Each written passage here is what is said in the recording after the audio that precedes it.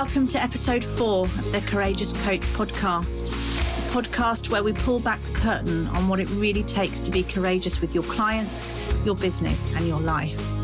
I'm your host, Melissa Haigh. In this episode, I'm joined by Cath Longhurst. Cath shares her journey with us from CEO in the charity sector to building her own coaching business. We chat about the importance of connection, vulnerability, and trust in coaching, as well as the impact of courageous actions on personal growth. We also chat about the discomfort that shows up when we choose to be courageous and the real need to embrace life's messiness as part of the human experience. So, are you ready? Let's dive in. Welcome, Cath, to the Courageous Coach podcast. It is lovely to have you here. Thank you for agreeing to come along and have a chat about you and courageous coaching. It's lovely to see you. Yeah, likewise. Thanks for inviting me. My pleasure. And just a bit of an introduction in terms of you and I. Again, was thinking about this before the call, and you've been we're on the Dare to Lead program with me in 2022. So you're on your own courageous coaching journey, of which, some of which I've been part of. So what I'd really love to start with is, just tell us a little bit about you, Cath. That's always a tricky one, isn't it? But I think, I suppose the starting point is where I started as a coach, which was 4 years ago. I left my full-time job, having decided I needed to do something different. I'd always worked with people in lots and lots of different ways. So I knew I wanted to do something people-wise, and kind of landed on coaching, really, particularly leadership coaching. I did a couple of courses and programs and wasn't sure where they were going to lead. And this is where they've led me. It's been really interesting. But I guess before that, I was a CEO of a charity for young people, which I did for 20 years. And before that, I worked with young people in lots of different settings. So it has always been people related. I love working with people. And this is a very new way of doing that, really. Yeah. And your what would you say is the focus of your coaching work? It's very much working with leaders. So having led a charity myself and also worked with other leaders of other charities through that sector, but also, I guess, coached and managed managers and leaders coming through my own charity, so that we sort of, as we grew quite significantly from 7 people to about 30, I think, by the time I left. So helping other people and supporting other people to grow and develop was part of what I did anyway. And the work came to me really through my networks. So it was people who, I guess, knew what I did anyway and knew of me. And when I mentioned coaching, said, do you think you could? And I thought, maybe I could. That was sort of how it worked. Yeah. I'd done some coaching training, but sort of just allowed it to lead me a bit, really, having tried a few things. And that is really how it's gone. Yeah. And I guess one of my thoughts as you were talking, I was thinking about how how we find coaching, and some of us stumble on it. Some of us, add it to an already existing toolkit, lots of different ways of finding coaching. But always, I think, certainly in my experience of the coaches I work with, driven by this kind of helping people or being about growth or learning and development, supporting people to grow. So there's a real theme in what you're saying there. But I'm also curious because I'm wondering how you stumbled across coaching. Had you experienced coaching yourself, or did someone suggest it? How did you stumble upon it? I had done some coaching training as a manager. So that had, and I suppose my style of managing people was predominantly a coaching style. If I look back, I wouldn't have described it necessarily as that at the time, but I realised that's what I was doing. I then thought I would do a coaching course just to see what that felt like. And I loved it, really loved it. And I was sort of toying with different types of coaching, but actually it was the core element of coaching that I really enjoyed. And then what I realized was I could apply that in the leadership context that I understood. And I understand that really well. And the more I sort of worked with it, the more I realized that's what I have been doing certainly in the last 20, 25 years, is very much coaching and supporting other leaders. And what this has allowed me to do is do it from outside in rather than inside out, if you like. So rather than working within an organisation, supporting people through that way, it's working outside of an organisation, but still supporting people in the same way. And it's different, but it's great. It's really great. And do you find, I'm curious, because I know your background, as you said, in the charity sector, and that, a huge amount of expertise in that area. So do you find that that's where you do most of your coaching work now, or has it maybe you might want it to or not, I don't know, kind of enabled you to work across a number of different sectors? Yeah, I mean, I think that's a really good question. I thought I would mostly work with the charitable sector. Interestingly, the first organisations that asked me to work with them were schools. And my charity always worked with schools and businesses. That was our work. So it was bringing schools and business together. So I had this network of schools and this network of businesses. And it was the schools that asked me to work with them first of all.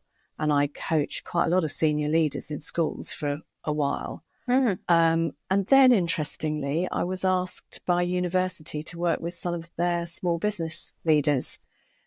So I found myself working with SME leaders, very much kind of people who'd set up their own business, were in the early stages of that. And so much of that is similar to running a charity, actually. Right. You might have a slightly different motivation, although even there, I'm not, just because they're private businesses and I know they're for profit, actually, what was interesting was people's motivations were much, much broader than that. Right. Much broader. And the challenges they were facing and still are facing, as far as I know, and I'm working with a couple now, are really similar to running a charity. You have all of the same kinds of issues as a chief executive of a charity as you do as a manager of or MD of a small business, really. Yeah, so it's led me in lots of directions. And I think I'm still working with charities, quite a few charities at the moment, and I run a sort of differentiated model. So I try and charge charities less than I charge other organisations because I know they've got very little money. And that suits and fits very well with my value system. So Yeah. So I love that, kind of getting that diversity, but also really recognising, the transferable knowledge and skills that we all have, right? That it is across industries, and particularly when you talk about leadership and people, right? Leadership and people are leadership and people, right? Absolutely. In most organisations or most sectors, right? So So I'm curious now. Let's amble into the kind of courageous element of your coaching journey and your coaching work. So, what does courageous coaching look like for you in the work that you do, Cath? I think it's a great question, and it feels like a massive question in some ways, because I feel as though in some ways everything that I have done since I took this on has been about being courageous. Starting from making that decision to leave my full-time, relatively secure job, no job's that secure, but actually relatively, and a job that I knew where people knew me, to enter that world of being self-employed and finding my own work from nothing really, felt like a big jump, felt like a massive jump, and it did feel courageous. I think more recently, how I would define it is about being truly myself. In that, I think there's always a risk for coaches to be somehow seen as experts or to see themselves as experts. And I think if you're not careful, you can sort of buy into that a little bit, because there's something a bit seductive about being seen as some kind of expert. And I'm also aware that having been CEO of a charity, there's something around that title that, and actually none of it is about being an expert at all. What I've learned probably more than anything is how much expertise everyone has within themselves. And when I feel like I'm being my very best coach, it's when I've truly connected with somebody and helped them to discover their own expertise. Nice. And that feels courageous in a way, because it's a sort of letting go. It's a letting go of any sense that I might know better, or I might have an idea that would work for someone. And we might explore ideas, but actually, mostly, I really think most of the time people they know what it is they need to do. Yeah. That's so interesting, because I mean, you and I have talked before many times about this whole expertise thing, and you'll know it's one of those it's a thing. Let's just call it a thing, certainly for me. But I love that you know when you said it's about helping them discover their own expertise. And I think that's just such a lovely way of looking at it, because we talk about, it's helping them do their own thinking and, finding their own solutions. And, that's all quite common in the way that we talk about coaching. I really like that idea of, discovering their own expertise, and actually how empowering that is for clients, right? Definitely. Yeah, I feel like that's been part of my journey. I think that training at the beginning is very much about the model of coaching and the sort of theory but I guess the courageous bit is about feeling able to let go of some of it. So it's not about letting go of all that training, but it is about truly connecting with someone. And then when you can do that, goes where it really, really needs to go, I think. Yeah.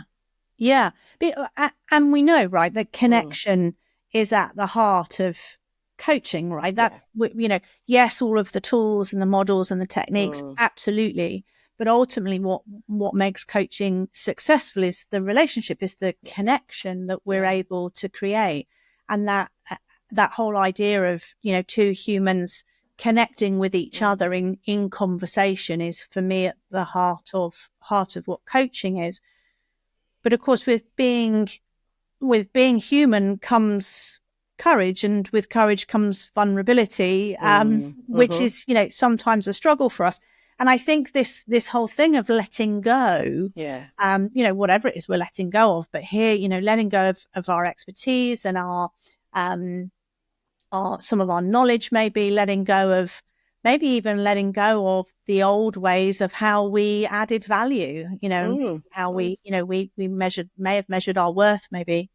That's, in itself a really courageous thing for to do, and therefore very vulnerable. It's very exposing to show yourself as a human, in connection with another. And so I'm wondering, in kind of, in terms of the work that you do with clients, what's the impact, do you think, for you, as you've strengthened that kind of ability to lean into vulnerability and sort of strengthened your courage and building skills? How has that kind of impacted or changed maybe even the work that you do with clients? Yeah, that's a good question. I think if I sort of think about the earliest stages of realizing how important it was to do that, I think I had that very much that voice in me saying, but you need to add value, and adding value means you've got to give them a good idea, and they've got to be able to go away with something that, and I really can remember that pull very, very strongly. But as I've been able to sort of let go is the best word, but let go of that a little bit and kind of focus more on the client and less on the voice in my head that's telling me that somehow I've got to make it all right and it's got to all be fine at the end. the more I've been able to do that, the more I can see the difference in my clients. And I've really noticed, I especially noticed in the last year, I think, and that's as I've got a sort of, it's Brene Brown's sense of grounded confidence at the times when I know that I am feeling my most grounded confidence. That's the time when I can really let go of those inner voices and be with that other person, and I can see the difference. And a really great example really recently where somebody came to me saying she wanted some help in managing a particular difficult person, and she'd had some coaching before and she'd had some ideas from it, and it had worked in a certain way. It worked to a degree when they worked on a project, and then it wasn't working anymore. And the more we talked, the more I had a sense that she absolutely knew really deep down inside what she needed to do. And the more I listened, the more she found the solution for herself. To the point where she said, I just really need to just talk to myself. And I think that's a strange thing as a coach in a way, because it's almost like making yourself redundant in that sense of not being needed. But actually that's where we need to go, because it's really truly about helping somebody to find their inner strength, find their own expertise, whatever language you want to use. That's where you want them to be, isn't it? And I have noticed, more and more with some of the people I'm working with, that kind of sudden sense of realization of like, okay, I do know the answer. I know. And it's interesting, isn't it? Because you're saying about kind of letting go, and then just as you were talking, then I was thinking it's kind of like we talk about trusting the process, the coaching process, right? Trusting that we know it works, and so on. And part of that is having the courage to trust, of course. There's also something in what you just said that made me think about trusting the client. Believing in them, trusting them that they will do or can do the kind of quality thinking with your help, but the quality thinking that they need to do to get to the solution that's within them, right? And then continue to refine that solution with you. So there's some trust in this as well, right? And of course trusting yourself. That you know what you're doing, and even if you don't, it doesn't matter. And that's part of letting go as well. I think I know I'm sure, well, not just you and I'm sure all coaches have experienced that moment of, I don't know where I'm going with this.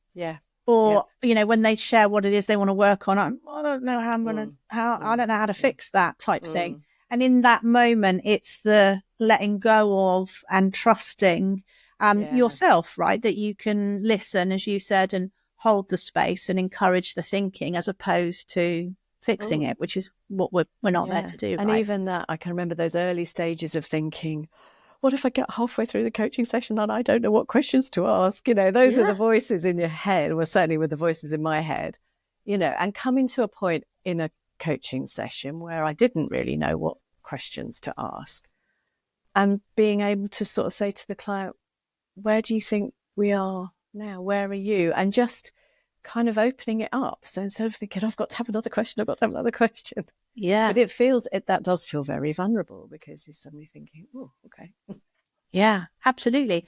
And I mean, that is a perfect example of what, what vulnerability, or one of the ways that what vulnerability looks like in coaching for me. I think, I'm often asked the question like, well, crikey, it's not about me, it's about the client. So it's not about my stuff. I don't want to go in there and be vulnerable and let it all hang out. And I'm like, that's not what we mean by vulnerability, right? And your example there is a really lovely example of, what's the next question? Or I'm lost. I don't know where I am. I don't know where we're going. And then, okay, well, what's your sense, client, of where you'd like to go next? Because I don't know. Where would you like to go? There's real vulnerability in that, for sure, and therefore it's courageous. And it's interesting because you mentioned about leaving your employed role 4 years ago, and many people listening will have been there. I've been there. It's a big decision, and I still describe that very first conversation I had with my boss, where I said, I don't think I want to do this anymore, as probably the most courageous moment of my career. And I'm not sure it'll be topped, because it was big, isn't it? It was, at the time, it was horrifically vulnerable, right? So we've many of us will have been in the point where you were 4 years ago, right? And now you're 4 years in. And so I'm wondering, for you, because I get the sense that you've been aware of the need to be courageous, not just as a coach, but through your career, a successful leader and so on. So I'm wondering, over the time that we've been working together, so it's 3 years of those 4, actually. Now I'm thinking about it, crikey. What a big part you played in it. Crikey. Is, how has developing perhaps let's call it deliberately working on developing your courage building skills, how has that continued to improve or grow or shape you as a person? I think that being more deliberate about it is a key thing. So one of the reasons I wanted to leave was because leave my permanent job was because I felt I was doing a lot of the same things and not giving myself the chance to grow and develop. So even though it was such a full-on job, I'd done some of the same things and I didn't feel I had that growth in there. So that was part of my motivation, I guess. And I think I was really drawn to the Brene Brown stuff. I'd read quite a lot of her work, and then your name popped up through somebody, and then I saw you were running a course, and that just looked like, really exciting and the right thing at the right time. And absolutely it was. So there's so many things in there. I think some of the work around trust, braving trust, has really resonated with me. It's helped me to get a much better understanding of different elements of trust for myself, in terms of trusting myself, but also with colleagues, with friends, with family, actually, getting clearer about my values, even though they're something that I think I've always thought about, but actually the work on getting clear about them has been really helpful. And I just constantly go back to some of the work that we did together, because there's a language there which is helpful. So I think that's probably the thing that I've, if I was to pinpoint it down, it would be having a language and an ability to sort of articulate some things more clearly, but also being much more ready to notice what's going on. So I give myself the time to notice now. And that's around coaching, but it's around everything. So I have developed a meditation practice, which I never had before. I give myself time to go for walks. I notice what's going on in my body, which I know is a symptom or part of what's going on everywhere else. So I think I feel like it's helped to change me massively, actually. Yeah. It's interesting, isn't it? Because I think we talk a lot about the kind of skills, the courage building skills. You mentioned trust and, leaning into our values and so on. But there's also this kind of, I'll say subsidiary, that's not the right word. There's sort of this circle almost all around those skills, something that I don't think I deliberately, do I? I don't know. I don't think I deliberately develop that. I don't have it in my session notes, if you understand what I mean, when I'm delivering a program and working with people. But it's a very natural byproduct, if you like, of the work that we do around actually it not just being about, how we work with our clients, but it really being about us and our inner work and what we need to do to be, yes, the best coach, but also the best human, the best partner, the best daughter, whatever roles you play in life. And that was something that I didn't deliberately set out to help people to develop, but it's almost like a subsidiary of it, isn't it? And I wonder if, I think there's two things. There's the self-compassion work that we do, which is something that I think as we've continued to work together, we've really developed and digged in and built that more. And to hear you, to say, I have a meditation practice, I'm like, amazing, right? That's fantastic. And, I can go out for a walk and these are all things that we do, you're doing with intention, as part of your practice. So there's that sense of this being a real personal development journey, as opposed to, as opposed to a coach training program. That's not to say it isn't a coach training program, but it's a very different focus, isn't it? And I think, the sort of skills, techniques, theoretical understanding are one side of it. But I think if you only have that and you don't do any work on yourself, really, and you don't truly understand yourself or develop your own self-awareness, then it's much harder to connect with people, really. Yeah. I think that's probably it. And that's probably the bit that I have found the most valuable and has helped me, I think, to be a better coach. You'd have to really ask my clients, but I think it's made me a better coach. Yeah, I'm sure. Yeah. I'm confident in that, I have to say. Thank you. And one of the other things you mentioned, Cath, there, in the work that we did, but also you were talking about it as well when you mentioned about grounded confidence, and part of that being about really understanding our values, and like many of us, we all may have all done some values work and so on, but really doing some deep work with those values. So I'm just wondering if you kind of share a little bit about how you use your values with your clients or in your sessions. How, when you're choosing to be courageous or in those vulnerable moments, how are you using your values to guide you?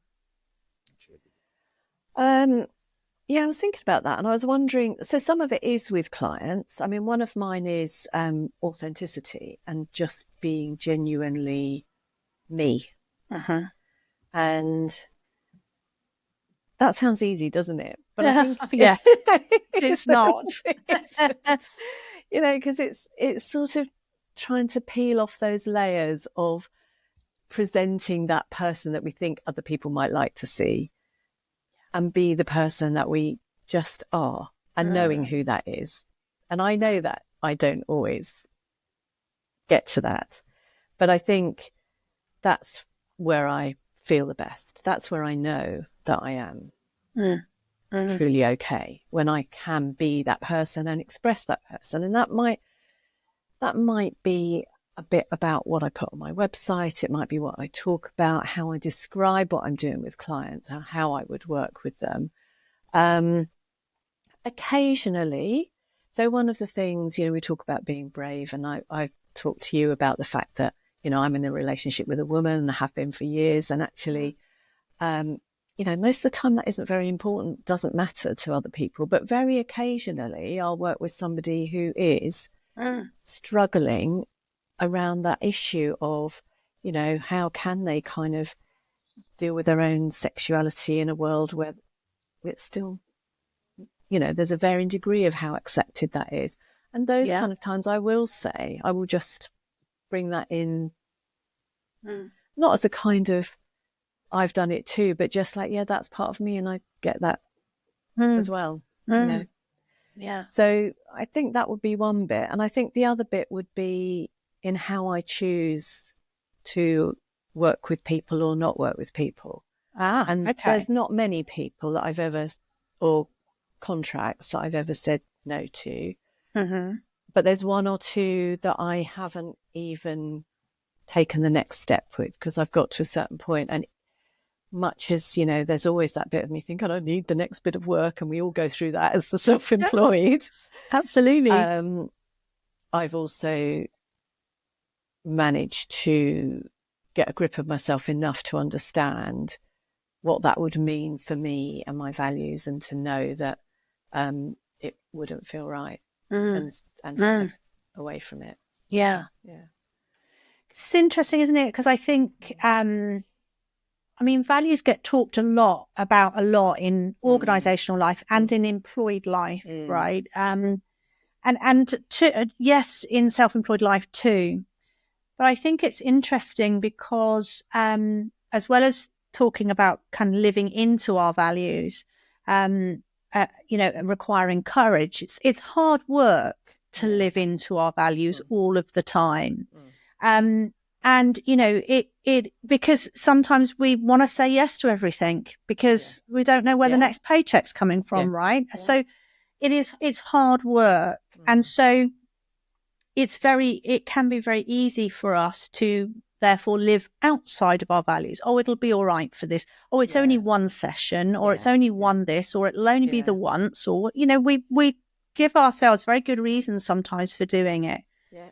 But what I'm really interested in or curious about for me is that what the impact of living outside of my values has on my connection with the client. Yeah. And therefore, if my connection is impacted, how can I do good work? Right? Yeah. Because ultimately that's what our work comes down to. It's about our ability to create that connection. Yeah. How do I do that if I'm already living outside of my values? Yeah. And how do I be courageous and vulnerable if I'm living outside of my values? That's really hard to do. Yeah. Right? Yeah.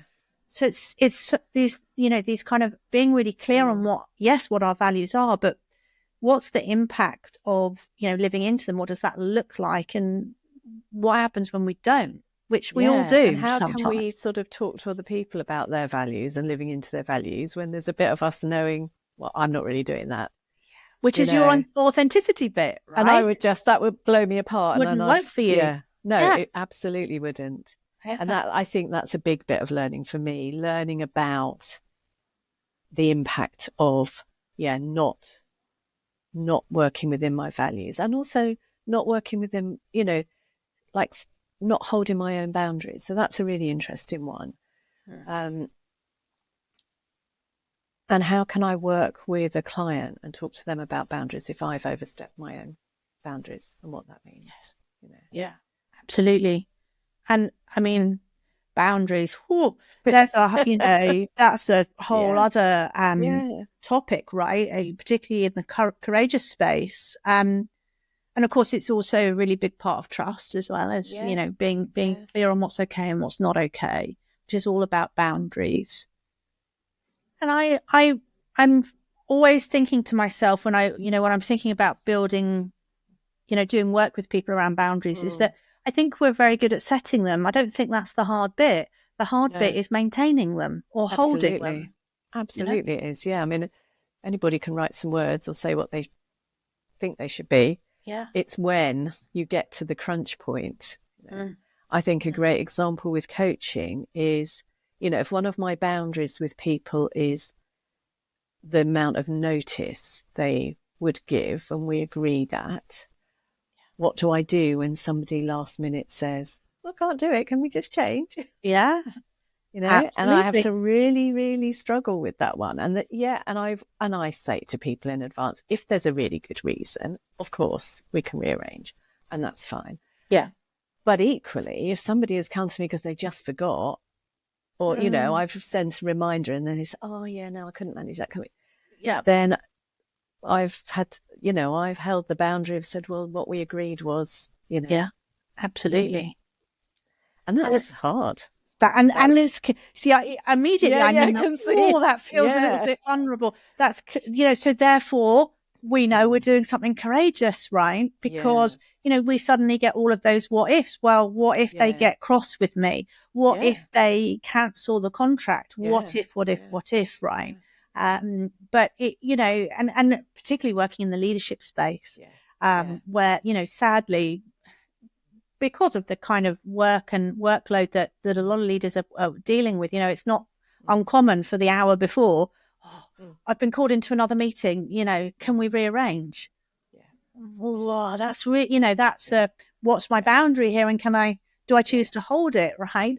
That's really courageous thing to do. And then also, if we're working with a client, and especially because for so many people, boundaries those are the issue, then what are we saying to someone who we may be working with them on their boundaries to say, it's okay, I've just I've just tramped all over mine, but thanks for exactly. But of course, also the other thing I always come back to as well is, and not necessarily in the moment, it's usually a reflection, is that it's also interesting information and data about the client, because it probably tells you something about how they're running their team or interacting with their colleagues, and and all of that. And their team are probably hacked off as well, because they have their meetings cancelled an hour before. So there's also patterns in there, which is all data and information for the client, right? If you're experiencing them a certain way, then other people are too. And actually, you may be the only person who's courageous enough to say, hang on, I'm not, that that doesn't seem fair, or that doesn't work for me, or whatever. Whereas their team probably just mutter under their breath, potentially, right? So it's really useful data and information. So I'm curious, Cath, then. So we kind of, we've meandered all over the place, and I'm sort of thinking about our ongoing journey together. I know we're still working together, which is just a joy for me. So I'm wondering, what's your call to courage that you're leaning into, right now? I think it is very much about noticing, kind of really noticing what is going on for me. Maybe that connects mostly with the self-compassion piece, about being better tuned into my emotions and noticing what they are, what they might be telling me. That's probably one of the biggest areas, I think. I think all the other stuff is it's ongoing, isn't it? It never goes away, No. It's never like, oh, right, I've done that. I've done my, I've done my values. I've ticked off my boundary stuff. I've worked on the, so it's never like that. And I think that's the beauty of having a group of people to come back to be able to pick up with and to be able to talk about what's happening in the moment, because, life is always up and down, isn't it? Absolutely. We're always in the midst of it. We've never entirely got it cracked.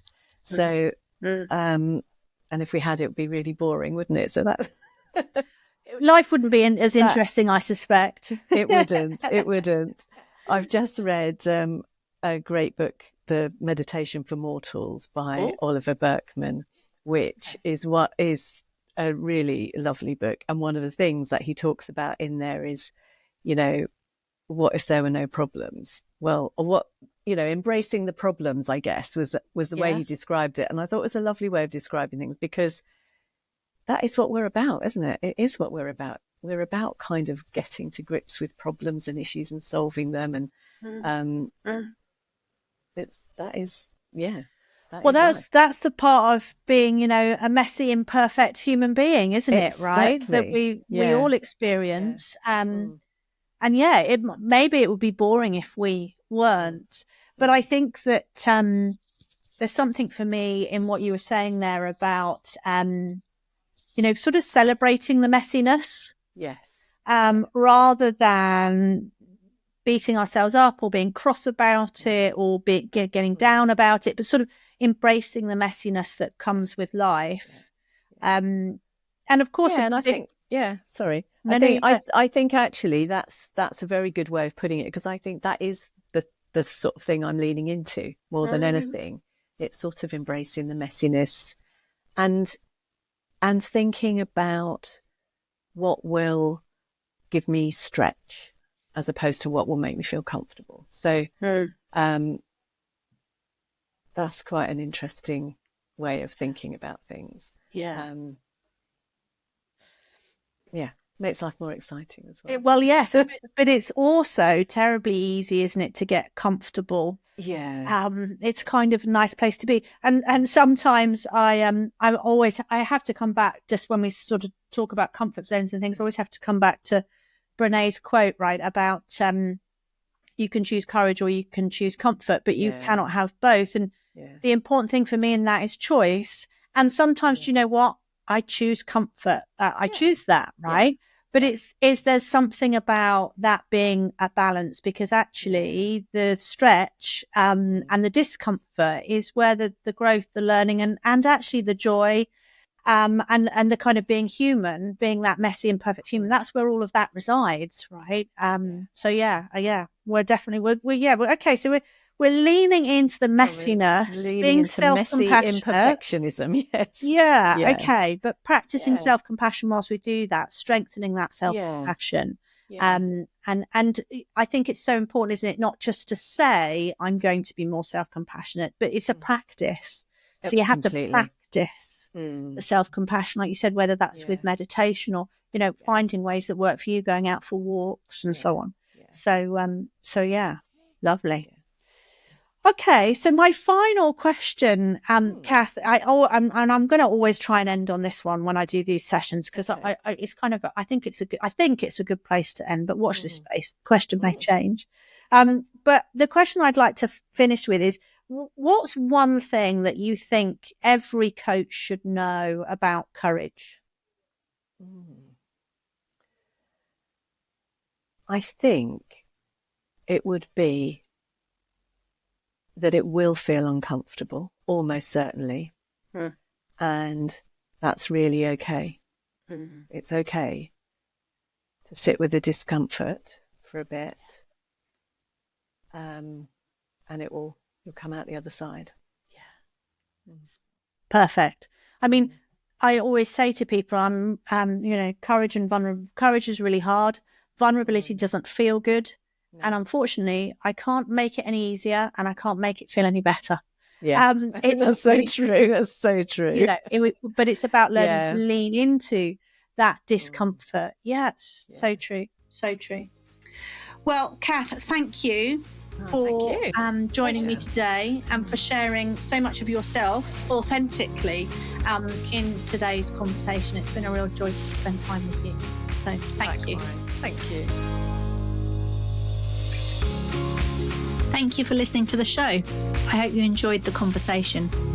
You can visit my website, melissahaig.com, to find out more about the work I do to help coaches like you be more courageous with their clients, their business, and their lives.